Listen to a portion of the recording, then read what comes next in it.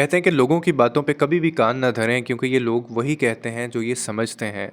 और जो ये देख सकते हैं।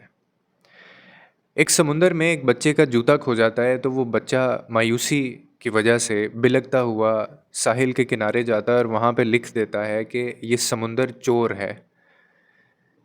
इसी के साथ एक शिकारी वहाँ पे मछलियों का शिकार करने जाता है और वो जाल फेंकता है समुंदर के अंदर। और जैसे ही वो जाल बाहर निकालता है समुद्र में से तो उस जाल के अंदर बहुत सारी मछलियाँ आती हैं और वो उनका शिकार करने में कामयाब हो जाता है। और वो खुशी से साहिल के किनारे पे जाता है और वहाँ पे वो लिख देता है कि ये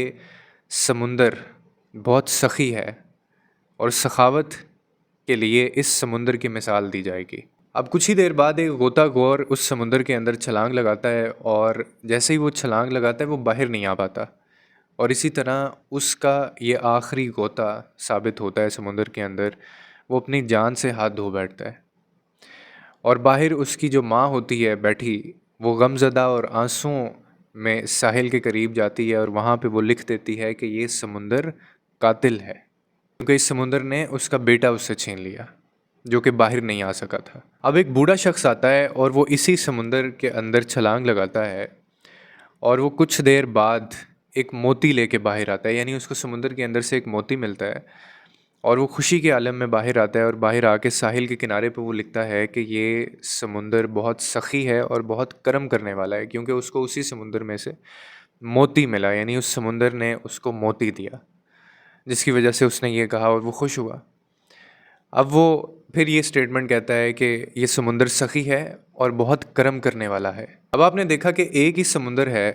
लेकिन वो नवाज रहा है और तरह से, वो किसी बूढ़े शख्स को किसी और तरह से नवाज रहा है। किसी के लिए वो मायूसी का बायस बन रहा है, किसी के लिए वो खुशी का बायस बन रहा है, किसी को वो मोती दे रहा है, कोई जो है वो उसको कातिल कह रहा है, कोई उसको सखी कह रहा है।